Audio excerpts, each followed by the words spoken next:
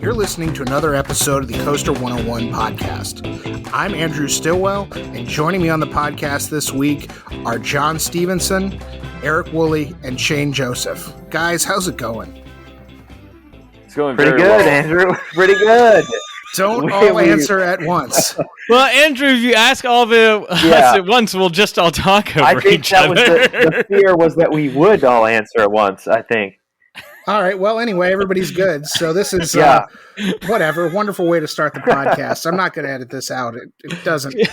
It's great. Do we want to redo that? No, redo. God. All right. Okay. So anyway, John and Eric, you guys just wrapped up. John, you wrapped up a pretty substantial West Coast trip where, you were all over the Southern California. Eric, you're up in Northern California, and Shane, you had an internship that ended prematurely last year in Southern California. But this week on the podcast, We're going to talk Universal Studios Hollywood. And it's a park the three of you have a level of experience with that I certainly don't have. I'm curious to learn a little bit more about it. But Eric, I will start with you as the native Californian. What's your personal history with Universal Studios Hollywood? I actually don't go there that often. I feel like this recent trip, so I went down when John was there, made me realize that I should probably go more often. But I have been going since I was a kid, so I have vague memories of going on the studio tour in the 90s and what it was like back then versus now, and things like the Miami Vice stunt show that became the Waterworld stunt show and things like that. So I've been going sort of on and off for a long time. But I think the last trip I took was right before Jurassic Park the ride closed, before it got refurbished, because I wanted to go on it one last time. So that was a few years ago. Haven't been back. Okay, and then Shane, you're a resident East Coaster, but you, like I said, did spend some time out west last year. So what were your I know you visited Universal Studios Hollywood a couple of times, right? Yeah, I did. I think I went 5 times total, just because I was living out there. I think it's a better deal if you're going for a couple of days, just to get the base level season pass, because it's only about, I think, $20 or $30 more than the regular ticket. So yeah, I made a couple visits out there. I got to try out everything. So I really, really like that park. So I'm excited to talk about it. And John, as the first time visitor, other than hitting every roller coaster and theme park in Southern California in a week span, what excited you most about Universal Studios Hollywood before going? Before going, I would say, to be honest, the layout of the park has always really intrigued me. Kind of that split level, taking those escalators, the views of, the surrounding area. I think that was kind of attractions aside. I was really excited to see, even though I'm not a Harry Potter fan, I was very excited to guzzle butterbeer. Excited for Revenge of the Mummy. I know we can discuss that later, but just I love that franchise. So I was really excited about this park for a lot of reasons. So it was a good time. Perfect. Yeah, you guys, I know you're working on an article for the site that's kind of our favorite attractions at Universal Studios Hollywood, which Eric assures me will be up sometime soon. We'll just leave it as the nebulous soon. But let's go into it. I mean, you guys, again, experienced everything the park had to offer. John, I know you didn't get on Harry Potter and the Forbidden Journey. I know you had some motion sickness issues, but John, as the first timer, what were some of your favorite attractions at the park? Definitely, the surprise hit for me was Secret Life of Pets. As a chronic dog lover, I was just blown away by the ride. It was something I didn't do a whole lot of research going into it. I knew the premise. I'm not even sure I've ever seen Secret Life of Pets, which I probably have not. And so I didn't know really much of what was, going into that attraction. I didn't know really what to expect, which I think helped. I mean, it was a fantastic ride. The sets were amazing, very sporadic use of screens. It was terrific. So I think that was the kind of the surprise hit for me. Jurassic World, I loved the overlay, the reimagining of that. I would have loved if they had their own Velocicoaster, but I will take a Jurassic World boat ride as a consolation prize. And then the studio tour, I think last was really, was like the first actual studio tour I've been on. Hollywood Studios at one point, Disney Hollywood Studios had their own, and Universal Studios Florida I think has one as well, but didn't really leave much of an impact on me. And this one was so cool, being able to go through those sets and see, have to be quiet because there's actual filming going on. So those were the highlights for me. Yeah, I want to touch on Secret Life of Pets real quick, because that's, again, I'm like you, I haven't done a lot of research on it, and Eric, you feel free to chime in too. Did this open before COVID, or was it one of those things that was ready to go and then COVID kind of pushed it back for as long as the California parks were closed? So it was scheduled to open at the end of March 2020 and did not, because basically every thing shut down 2 weeks before that or something, a week before that. So it was closed all the way through April 2021 when Universal Studios Hollywood finally first reopened. I don't know. There may have been, I'm trying to remember if there was like even soft opening or media. Yeah, I was going to say I had a pass holder preview scheduled for I think like March 13th or something of 2020, which I think it was actually open, and I was either gone by then or just didn't feel comfortable going. But I do know at least for pass members there was like a week window there where it was open. But other than that, I don't think it ever opened to the public. Yeah. Okay. And then I think similar to John, I basically had not I hadn't watched any ride throughs or anything of it before going, but I do remember seeing that like when it actually opened in earlier this year, it seemed like the general consensus of people on the internet was that it was not what they expected and was higher quality than they expected. And so I think that probably actually boosted my expectations a little bit. But similarly to John, I was a big fan. I think, as we all know, Universal gets lots of flack at times for very heavily screen-based rides and things like that. And this was, I'm trying to like think back on how many like animatronics there were. Dozens. I mean, that is the like. It felt more like Andrew, one of your favorite rides, Man in Black: Alien Attack, like where there's like physical stuff everywhere along the route. And it was similar to that, with then a bunch of like projection mapping and lighting effects, and the like small use of screens was like, oh, you'd see something in the window of like a building facade, and so there'd be something going on in the window, but that was so like a screen that is built into the set in a way that like, oh, it's mimicking a practical thing. Got it. And integrated well. Yeah, or as a mirror effect. So when you're moving through it and you're introduced, you're shown yourself, your dog equivalent, or the dog that you've been assigned. So that was a really clever use of screens there, because obviously each rider has, and I'm not sure how many different dogs they have, but each rider is assigned a different dog. So I thought that was a really good use of screens too, because it's almost like it's, you're a dog, so you're seeing your reflection, which I thought was a really creative use of screens. Can explain the story of the ride, at least my understanding of it. What actually happens in the ride is still a little confusing to me, but the idea is that you are basically a puppy who is, I've also never seen any of the movies, so this might make total sense if you've seen Secret Life of Pets.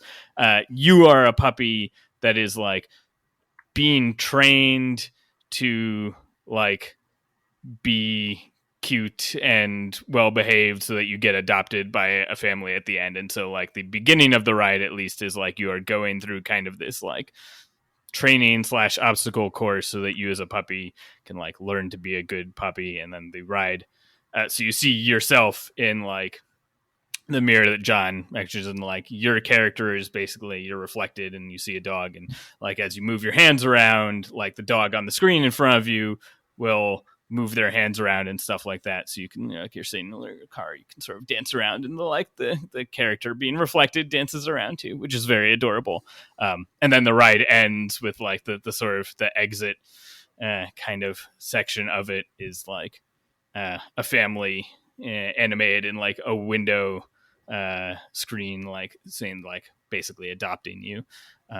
We as far as we know, there's no way for you to not get adopted at the end of the ride. You're just gonna dance. You're gonna dance too much pantomiming, and you're gonna be like, "Wow, this dog's not very well behaved." That's great. I know. I was so waiting for one of the families to be like, you know what? I think can we wait for the next one to come through? I think that would be just heartbreaking, and I haven't watched a ride through or anything like that. But if you go through this ride, you wait in this line, and you're like, "Hey, I'm a dog. It's my goal to be adopted." And they're like, "Nah, we're good." I think that'd be the most demoralizing thing you could possibly experience at a theme park. It would just be really sad. Yeah, it would be very dark, but that's, I think, John's panic that would happen. He would be the one person that doesn't get adopted. Is right. Yep. Guess I just get to ride again. John's famously somebody without emotion, so I don't know how it would affect him very much. Yeah. But the other thing I want to touch on, and Eric, again, you've done this. Shane, I don't remember the exact timeline here.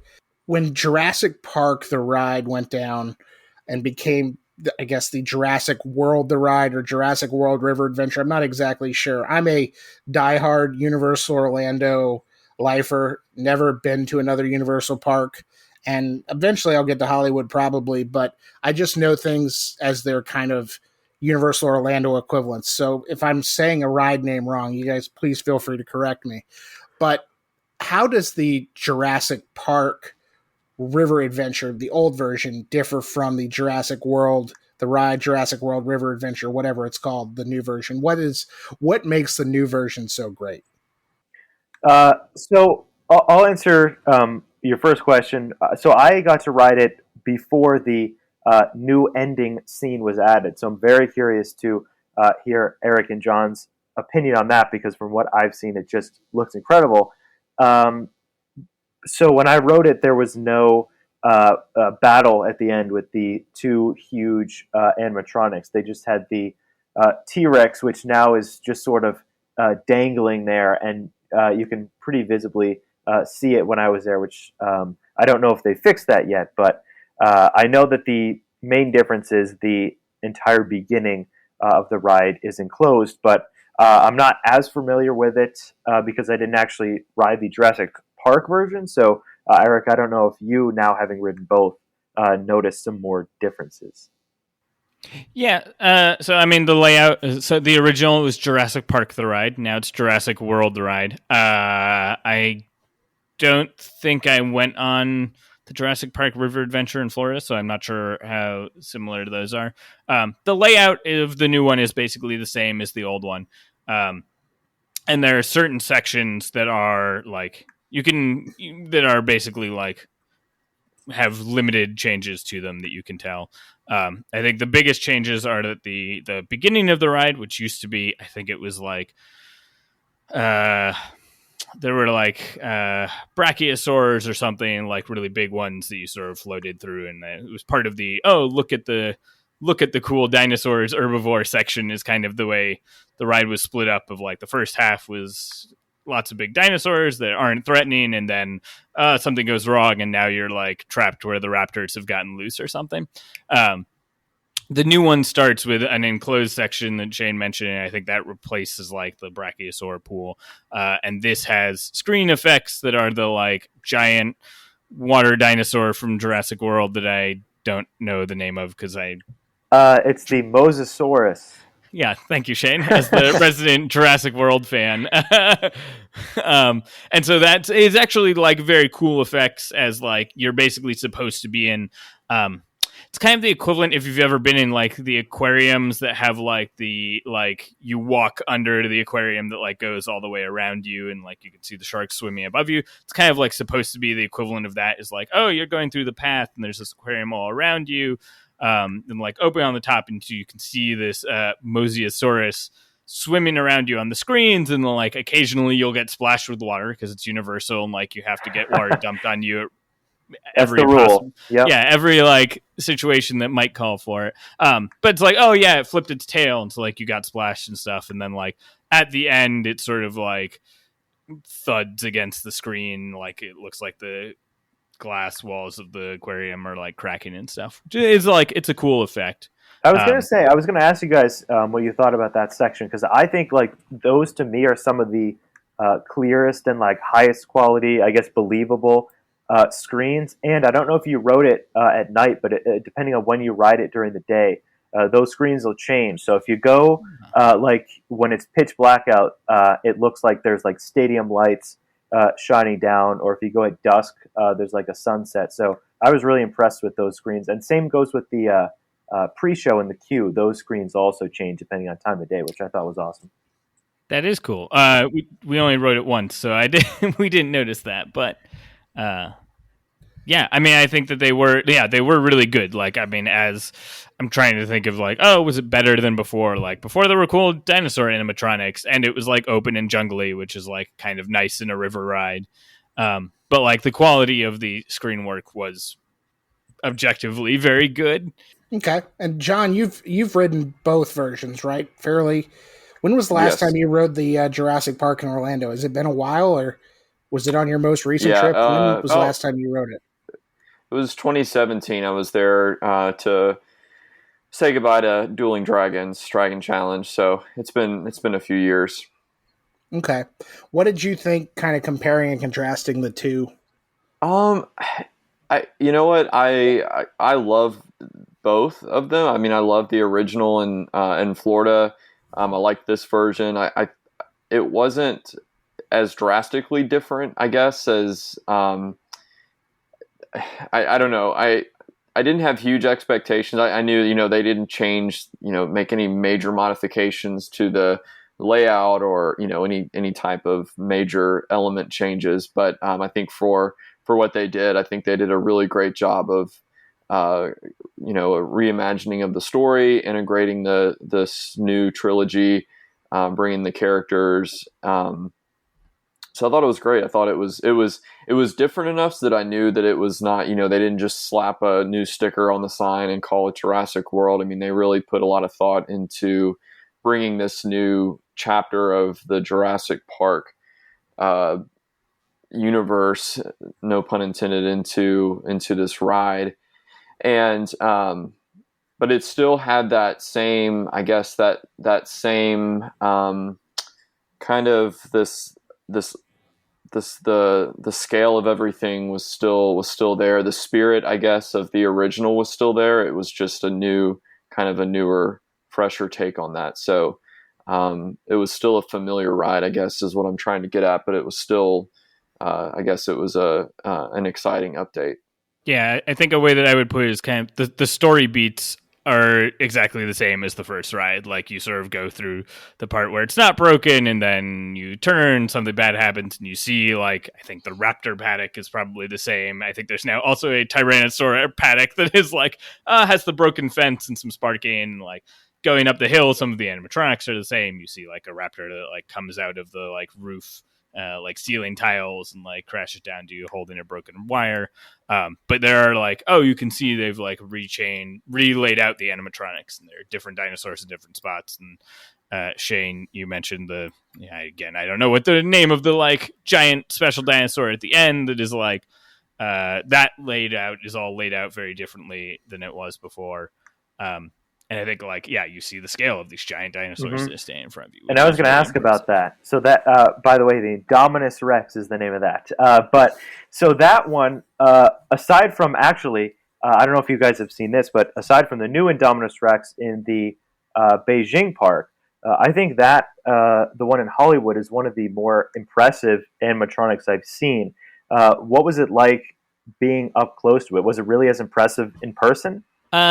I would say yes. We sort of, John and I had kind of a funny experience with that, where our boat got delayed for some reason, kind of right in front, or like a little bit in front of it. So like we got to sit there looking at the Indominus Rex for a while. I think it maybe took away a little bit of the kind of excitement and fear that it's supposed to drive, as you did not like I always have fond memories of a kid riding the Jurassic Park ride and being like absolutely terrified. I don't know I don't know how it is in Florida, but like the last thing that happens is you go up like the little bump before you drop is like the head of a Tyrannosaurus comes down out of the ceiling towards you, and then you drop, and like that be terrifying me as a child. And this was a little, well, we sit here and it's off to the side, and then we sort of sat there for 30 seconds, a minute, maybe. Presumably there was a boat delayed in the station, and so that was like, oh, this is not quite as intense from that point of view. But it is a really cool animatronic that sits there sort of bobbing around. It just, if you see it for too long, you notice it's bobbing around in a repetitive motion. Right. Maybe you guys got the Spielberg treatment. You ever heard the story about how Spielberg rides the Jurassic Park River Adventure, but he doesn't like the drops, so they stop the ride right before the drop, and he gets off? I have heard that story. We luckily did not get walked off from the top, unfortunately. That's real? Yeah, that's real. I'm fairly certain it's there's so many urban legends with Steven Spielberg and the Universal parks.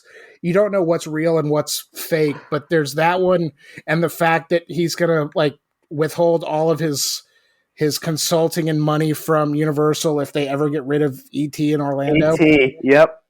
But yeah, if you want, there's actually a documentary somewhere, probably on YouTube, about the original Jurassic Park ride in Hollywood. It's actually a really interesting documentary, and I think that's where they talk about it, is in that. So yeah, I do think that one is true. John, you look just awestruck at this revelation right now. It's kind of funny to see, honestly. Yeah, no, that's amazing. I love that. I'm happy they're able to accommodate him. Absolutely. I want to talk Harry Potter a little bit, John. I know you mentioned earlier you're not the world's biggest Harry Potter fan. I understand that, but how does the Hogsmeade on the West Coast, which kind of is, I don't want to use the phrase shoehorn, but it's a little shoehorned into the park, whereas in Orlando it kind of feels like it's a more natural progression and you got a little bit more space. But how was the detail at the Wizarding World West, as I'm going to call it? Well, I think, yeah, I mean, the location is definitely, they're obviously a very, very space-constrained park. So you kind of just stumble upon it. And, but once you're inside, I could not, I will say when I was there in 2017, I was doing both parks in one day. It was a very much a whirlwind trip. Everything kind of just blended together. But the detail, the attention to detail was exactly the same as far as I can recall. I mean, it's like I said, I'm not very familiar with the franchise and all of I know a lot of that stuff probably goes right over my head, but as far from just an aesthetic standpoint, the details it's just incredible. I mean, it's one of the most detailed, highly themed theme park areas that I've ever been to. I mean, even rivaling Disney. And so it was good to see that they didn't seem to cut any corners with the Hollywood version, at least from what I could see. Right. And I know at one time they did the 3D and Forbidden Journey, and Eric, when you were there, were they doing 3D or was that gone? Or the first time I was there, or first couple times, they had the 3D. It's now been removed. But I think I'm trying to remember. So I rode the Orlando version, I think in 2018. I'm trying to remember how the quality of the screens compares. I feel like maybe they're a little bit sharper in Hollywood, but I feel like then the Orlando ones have also been upgraded more recently than that, so that they're kind of equally clear. I did not hate it in 3D, but I understand that it caused motion sickness and have no problem with the non-3D version. Yeah, I was going to say I rode the Orlando one just last month or 2 months ago at this point. I didn't really notice any different. I actually maybe thought the Orlando one was a bit clearer. But something that is interesting in Hollywood is to prevent motion sickness, they still have the air blowing on you from overhead, which is something that I think initially they said was to make sure the 3D goggles didn't fog up But I believe the real reason behind that is because it is less likely to cause motion sickness, which I don't think, or I don't remember at least, they have in Orlando. So that is still kind of a remnant of the 3D, but I didn't notice any difference between the screens. Interesting. That the more you know, this is not something I've really ever thought of or considered. But again, Universal Orlando. I've been going there since I was a kid, and I know it as it is, and I know there are some parts of that existed in Universal Orlando formerly that kind of still spiritually, if not actually, live on in the Universal Hollywood Studio Tour. So, who wants to go first, telling me about the greatness of the Studio Tour? Because it's always so something. You're talking. I'm assuming about Fast and Furious, or what? Which one? No, Shane, absolutely not. I haven't actually ridden Fast and the Furious in Orlando yet. I know, when we interviewed Zane Gents on the podcast a while ago, he made a Fast and the Furious joke that I had to bleep, which I didn't really have to bleep it, but it was funnier that way. Was it just saying that it sucked, but in different words? I think he was talking about kind of the story and the theming of the ride and how the franchise is about speed and racing, not slow moving party buses or something like that. Yeah, I think that's something that I personally, I love those movies. They're a huge guilty pleasure. I sort of am still in awe that this was the direction that was chosen for the ride. But anyway, moving on from that, I think the studio tour, maybe besides Harry Potter, is my favorite attraction at Universal Studios Hollywood. Not just because I'm a huge film guy. I was in LA having an internship at a film company, so that could be part of my bias, just because I love the sort of art behind movie making. But the attraction parts of the tour, I think, are a lot of fun. Also, just moving through. I know they have the Jaws set there, which one of my forever regrets is that I will never have gotten on the Jaws ride in Orlando, but I really enjoyed seeing at least a portion of it in Hollywood. So I'm really curious to see what John thought of it as a first timer, and Eric sort of comparing it to what it was and what it is now. So I think probably real quickly, if anybody is not familiar with Universal Studios Hollywood, so the Studio Tram Tour originally was all there was. There was no theme park, and I think if you look back at the park's 50th anniversary, we did an interview with John Murdy, who's the park's semi-historian / creative director of Horror Nights, about the history of the park, and that's what it started was a studio tour, which there are lots of movie studios in LA that you can do studio tours of. And through that, they sort of started adding things to the studio tour where it's, on the studio tour, you'll see a demonstration or you'll have characters acting a thing out. And that's how it sort of grew into this thing that has sort of attractions on it. But the studio tour is still at least 50% of it actual studio tour. John mentioned in the top that there are moments on the studio tour, depending on what day it is, where there's a guide on the tram. I think it's 4 tram cards, and there's a guide, and he's telling you things about what you're seeing. And there are times that he will have to shut off all of the audio and stop talking because there is something that's actually in production nearby. There were a couple times on our tour, one where we walked past or drove past, and there were clearly a bunch of TV or movie production guys sitting there having lunch or something while we were going past and waved at us. So going through yes, you're going through all these sound stages and you see a bunch of different sets that are were actually used in different movies and are still being used in different movies.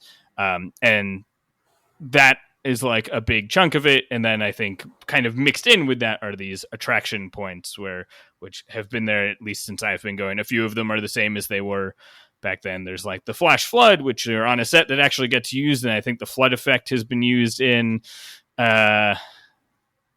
movies. They show clips of movies it's actually used in, your tram sits there, and then like they turn on the rain, and then they at some point open the flood, and like huge cascade of water comes down a hill and sort of splashes just before it hits the tram, so you don't get completely soaked. Like that's been there since I was a kid, and as far as I know, is unchanged. The Jaws one is another one you sort of go into this like set that is used. I think it's very fun. They like show a clip of like I want to say it was like the old TV show Murder She Wrote or something that is like that where the Jaws like set is and the attraction part where the shark comes out of the water at the tram. You can also see that like the houses around the lake are also what is used in the title sequence for Murder She Wrote.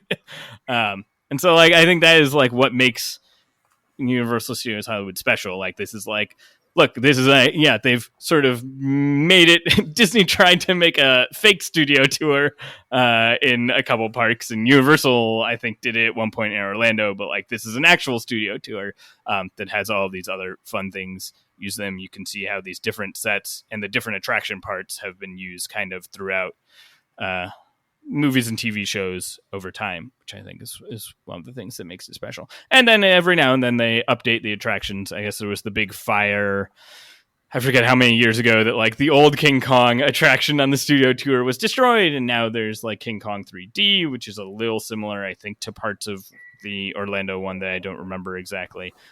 There's now a Fast and the Furious thing that is at the end of the studio tram tour that I did not go on the one in Orlando when I was there because I was told it's the same, and I know that it's kind of boring. At least as part of the tram tour, you're not weighing in an extra line, and it's just at the end, and they get to use the premise as there's a spy on your tour or something, and that's why The Rock is trying to save us or whatever. Yikes. That's okay. You guys are really upselling the Fast and the Furious franchise to me right now. I'm a big fan. The movies are good. The movies are good. The ride is a different direction. But John, did you have a favorite part of the studio tour? I know that you were a big fan as well. Yeah, the flood. I love moving water, and so the flood is such. I don't know why. I like rushing water just is fascinating to me. So the subway scene, the earthquake, was just I was going to say, did you get? Because I didn't. A lot of the times I rode the tour, they weren't doing that, but one time it was, and I was super impressed with that scene. Yeah, the earthquake one is one that I remember very much as a kid and liking as a kid because that and I remember specifically liking that and the King Kong ones as a kid because they had a bunch of fire effects. And so like the earthquake one, I was like, not surprised. The first things that happened is the truck that just says liquid fuel on the thing slides down into the subway station. And then, not surprisingly, explodes. I also enjoy the earthquake one because it is supposed to be a subway station in San Francisco as part of our regional transit line. But like the station maps, the like maps of the subway system are all completely wrong and not at all close to what San Francisco's actual transit line looks like, even though it was designed for a movie that was, I think, set in San Francisco during an earthquake. So I always get a chuckle at the fakeness of it. Yeah, I remember growing up, I loved both Jaws and Earthquake at Universal Studios Florida.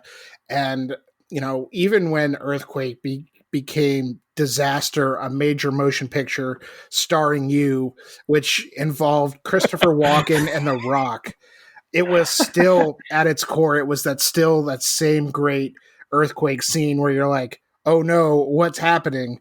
And it is really cool. I'm kind of like John. I do enjoy the moving water a little bit. It's kind of mesmerizing. I mean, as a kid going up to Disney's Hollywood Studios, I always loved Catastrophe Canyon, which was their manufactured flood sequence with the tram cars kind of road, pitching and all that good stuff. So it was, that is one thing I really, really want to experience going out to Universal Studios Hollywood, even if I don't get on Jurassic World or Secret Life of Pets, which I'm going to do, but I have to go out there and experience that tram tour.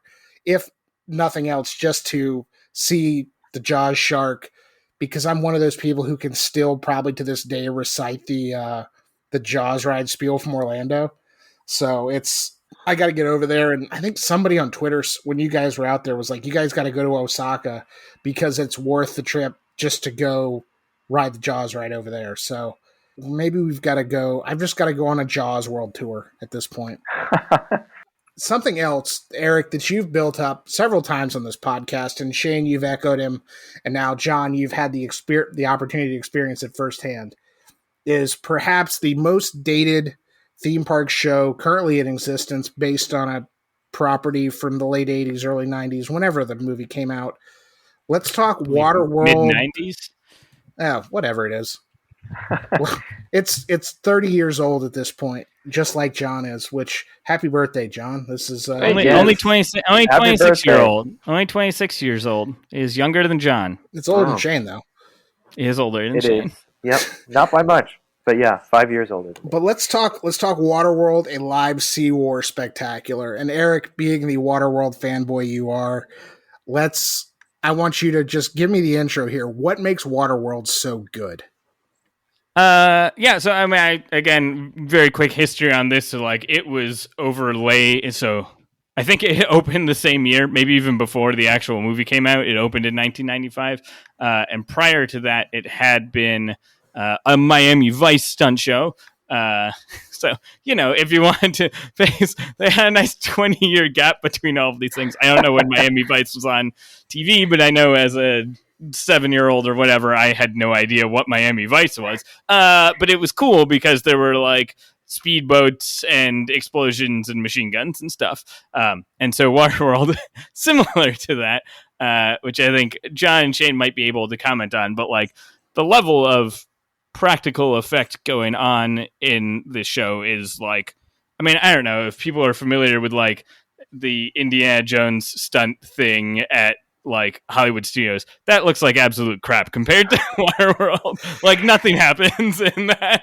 Like the number of things that explode and like water jets everywhere.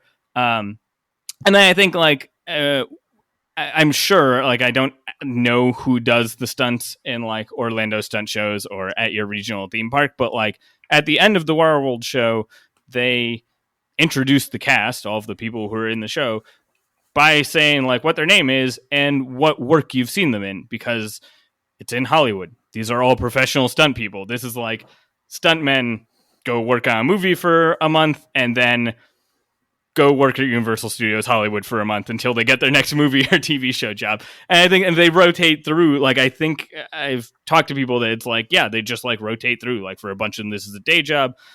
The park has a whole bunch, and whoever's available, they like swap shifts the way that you would if you worked at a theme park. And so I think that lets people both do like jumps off high points that are way higher dives and free falls than you would see in other shows, or like even when they're fighting with each other and you see them punching each other, it looks way better than the average theme park stunt show by an order of magnitude, because they are actually trained in like stage combat. And so I think it's that like the level of effect and stunt work is something that I would be curious to see. It exists in Japan, it exists in Singapore. I know we talked about in our Universal Beijing announcement that they are going to have a whole Waterworld like themed area in the park for some reason. Like I'm very curious to see what the like level of stunt and effect is at all of those. But yeah, I think it's just for as a thing that happens in theme park stunt show, this is so much bigger and more impressive than any other stunt show in a theme park. John, what'd you think? I think it was, I mean, everything that Eric said, it was, I knew there was a reason that it was still around, and I knew that it was very well regarded in the community. It seemed just over the years, that's kind of the vibe that I got, that people really liked it. And then once I saw, I was like, oh my gosh, absolutely. I mean, from start to finish, there's no break. It is nonstop action. The plane sequence alone, I would have just sat down just to watch that plane crash into the water. And it was just all of it. It was amazing. It was, I'm glad that I didn't watch a video of it before or anything like that, because it's one of those things that I don't think any type of camera could really capture the scale, the pace, the effects, the acting, even. I mean, it was just it was almost flawless. I so enjoyed it. Just having been to Universal Orlando, I think that it's the two greatest shows I think in theme parks right now are Waterworld and the Born Stuntacular in Orlando, and I just love that Universal has these two shows. One of them, which is the cutting edge of digital projection and screen technology in Orlando, and then I think the absolute best of a practical effect and stunts and visual work with the characters. I love that there's one of each at these two parks in the U.S. and just the energy of Waterworld, I think, is something that's just so special. And I love that it's this attraction, I think, is pretty much the only thing keeping Waterworld in relevance at this point, which is totally fine because I love that this still exists. And apparently, in Beijing, if that's any indication, hopefully we'll be around for long after this also. Okay. Right now I have to take you guys' word for it. Obviously there's a lot of praises being sung here, and Eric, you brought up the Miami Vice stunt show, and it kind of like back in the day, this is like probably late 90s. Universal Studios Florida, they used to have like a boat show at night on the lagoon, kind of that same thing, high speed boats and water cannons and flames and gunshots and things like that. And this to me is giving off strong vibes to that. And so, yeah, I've really got to get out to the West Coast to experience it. But, I'm looking at the kind of the rundown here, and it seems like there is a lot of carryover and similarities when you kind of get past those rides and shows that we've talked about. There's a lot of carryover and kind of cloned, duplicated attractions. Maybe not exact one-to-one clones. I know Mummy is a little different on the West Coast than at Universal Orlando. But is there anything else before we put a bow on this podcast, being that I have to edit it here in a little bit before it goes live tomorrow morning?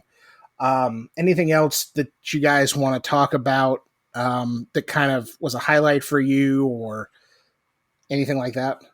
I wanted to ask if you guys got to see the Kung Fu Panda attraction, because that was something that I didn't know anything about. I totally walked in blind and ended up being really impressed with. So I'm curious to hear you guys' thoughts.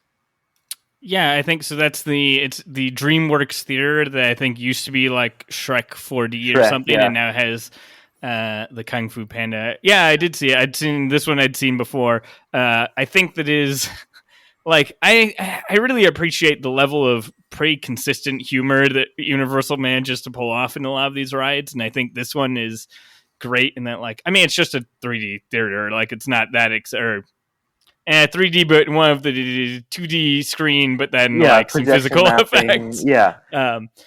But like, I think my favorite part of it is the intro where you are standing in the lobby and apparently all of the DreamWorks characters live in the same universe, because you get like the Madagascar animals and Shrek and Kung Fu Panda and like trolls like arguing with each other about what movie is going to be showing that day, which I think is like, both like I find very entertaining and appreciate that Universal basically figured out a way of like, hey, we've got this building that is Shrek themed on the outside and like has Pinocchio in the ticket booth at the front.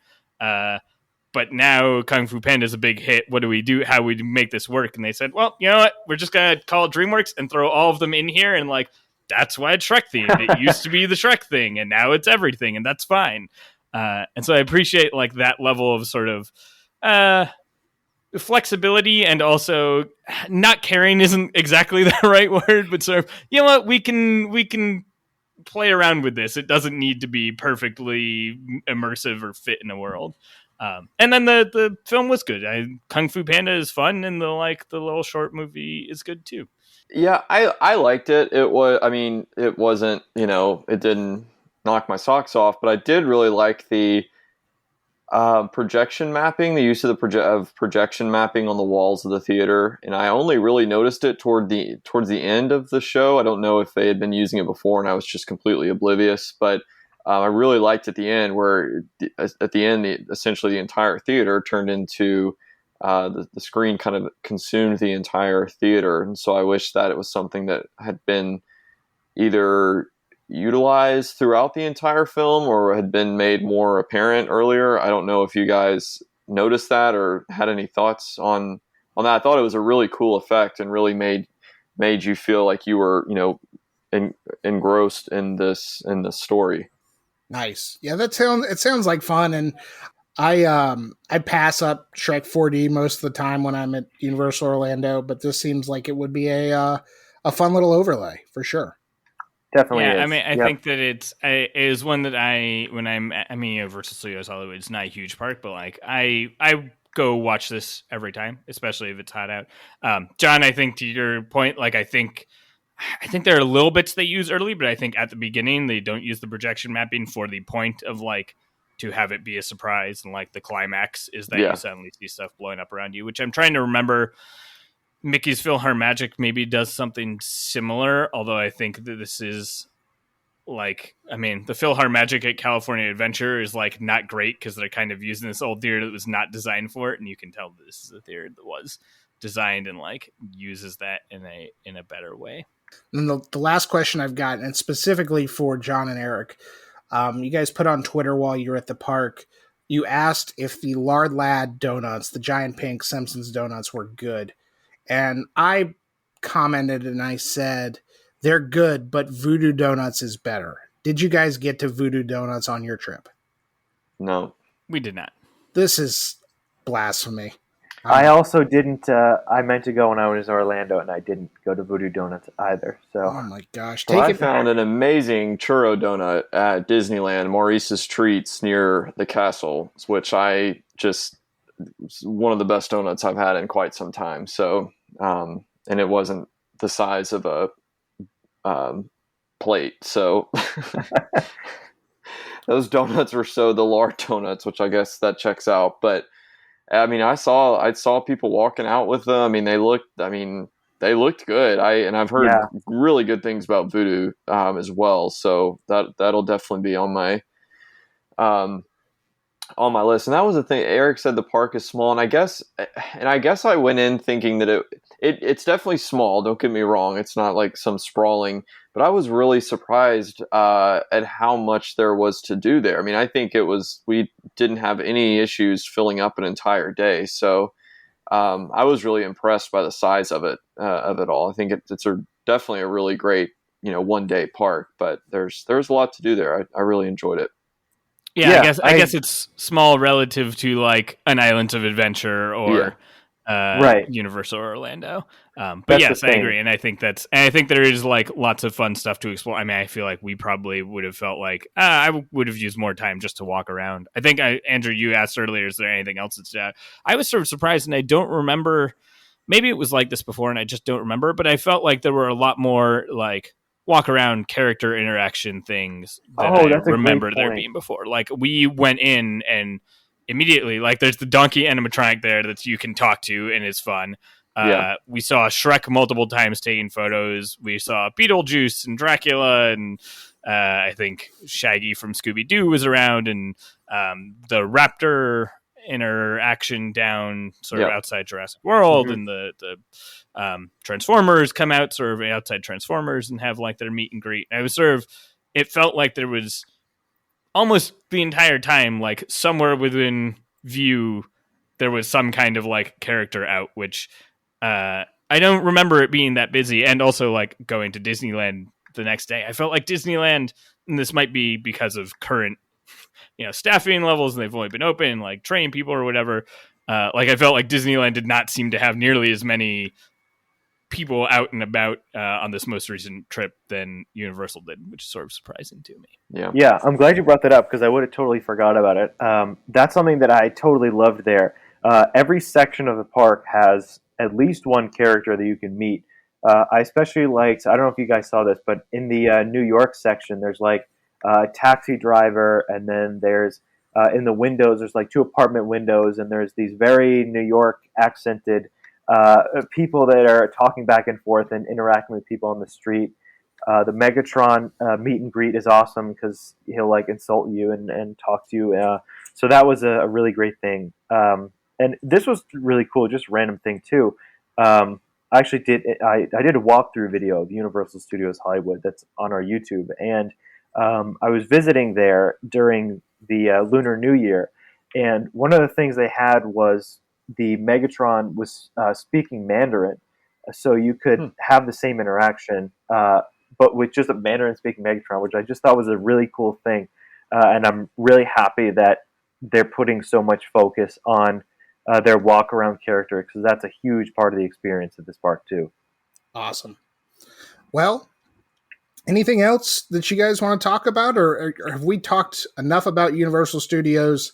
The only other thing I want to bring up is I want to hear you guys' comparison on mummy rides between Orlando and California. What you guys think is done better or done differently? I mean, for me, unfortunately, I think it kind of pales in comparison to the Florida version, which I knew that going in. So at the end of the day, it's an indoor launched coaster. I enjoyed it. I thought it was fun. I really loved the Mummy franchise, and but it lacked that I guess the humor, the storyline a bit of the entrance of it is kind of vanilla compared to the Florida version. So it's to me it's almost like a totally different ride in some ways, but still fun. I enjoyed it, but definitely if you're riding it after having ridden the Florida one first, it's a bit of a letdown, but still fun. That's interesting. I actually I think it does a couple things better. I think the launch is better in Hollywood than it is in Florida, and I also think there's some great airtime on it as well that I feel like is not talked about that much. But yeah, that's interesting. I do agree from a story perspective. The story at Orlando is just fleshed out so much, and there's so many just random layers in that ride that I love that are included. So that's an interesting point. I didn't think about that. I think my feeling is that I think it was, I was trying to think, I think in my head it was actually worse than it actually is, and I don't know if that's just like, oh, maybe they've refreshed some of it or something. Probably not. I think it's just that I had sort of talked it down in my head and I think I agree that I like the Florida one more, and a big chunk of it, John and I talked about this as we got off, and there's sort of, it feels like the one in Hollywood is kind of missing the third act of the ride. You go into this last chamber at the end of the ride, and it feels like there should be something exciting that happens after that, but then it opens and you're back at the station. That's it. And it's oh, they needed a little bit more space to add something else to that. The equivalent of the fake station in the Orlando one kind of is where that would happen. There's this room that is setting you up to do something exciting. It fills with fog and there's scary voices. And it's I'm waiting for something after this, and then it kind of just ends. It's oh, I wish they'd had however many more square feet they needed to add that. Or I think I talked about, John, it's just I write it and it screams to me that oh, if this came out a few years later, this would be so perfect for a drop track. If you had it do this exciting thing and then drop you 10 feet, then it spit you into the station, that would be fine. That would be that's a perfect climax. Yeah. But it doesn't, it's sort of lacking this oh, it's sort of building you up and then you just kind of end. It's I think that's why it, in my head, I think that's also probably why I keep thinking it's worse, than I'll go on and say, oh no, that was fun. But the last taste in your mouth is that it's not as fun. Yeah. So I think potential. That's the biggest negative. Yeah. But it's crammed into where E.T. was or something before. So that's pretty impressive. Right. They managed to fit that. Perfect. Well, guys, this has been quite the educational lesson for me. Again, the lifetime Universal Orlando visitor who's never been to the West Coast, but I definitely want to go. So thank you guys for telling us a little bit more about your favorites at Universal Studios Hollywood. That's going to do it for this week's Coaster 101 podcast. Make sure that you visit our website, coaster101.com. There's going to be a lot of content. I don't want to speak for John, but there's probably going to be a lot of content coming from his recent West Coast trip. And we're also on all the social medias at Coaster101, Facebook, Twitter, Instagram. And John actually posted our first TikTok at Universal Studios Hollywood. So we are officially active on TikTok now. One of my dear friends actually took and posted that, also a TikTok employee. So she has set the bar. There will only be TikTok places when John is visiting Southern California. Yeah. It's going to be a West Coast exclusive. But hey, I forgot to mention Super Nintendo World is going to be opening. I don't know if it's 2022 for sure or 2023, but that'll be a great reason to go back for my fellow Nintendo fans. So we'll have to get back out there soon. Yeah, and we talked a little bit about the if you don't know, Universal Studios Hollywood's on 2 different levels, and there's giant escalators that go down. From those escalators, you have a very good view of the construction of Super Nintendo World. So you can see that it's coming along quite a bit. I think John posted some pictures on our Twitter or Instagram last weekend about that, but it looked pretty cool. I'm very excited. Very cool. If you're listening to this podcast, make sure you're liking, rating, reviewing, subscribing, and doing all of those other podcast buzzwords, because that helps people find our show. And the more people who find our show, the more people who will listen, and it makes it more fun to record. Thanks, as always, to Justin Mabry of JM Music Design for our theme music. That's it for this week, and we'll talk to y'all again soon. See ya. Bye.